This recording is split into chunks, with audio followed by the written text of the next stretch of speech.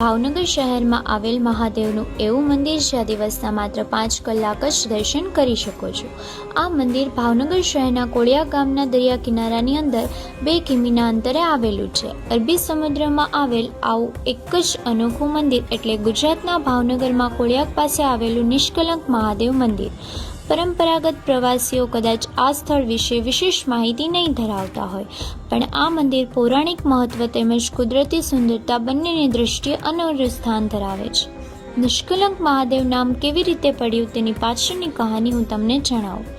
હિન્દુ ધર્મની માન્યતા અનુસાર મહાભારતના યુદ્ધ પછી પાંડવો અહીં આવ્યા હતા અને કોળિયાક ગામના સમુદ્ર કિનારે દેવાધિદેવ મહાદેવની સ્થાપના કરી હતી, તેમજ વેદોક્ત વિધિથી ભગવાન શિવની પૂજા અર્ચના કરી, જેનાથી યુદ્ધમાં કરેલ હિંસાના પરિણામે લાગેલા કલંકથી તેમની મુક્તિ મળતા તેઓ નિષ્કલંક થયા અને તેથી જ આ મહાદેવને નિષ્કલંક મહાદેવ તરીકે ઓળખાય છે।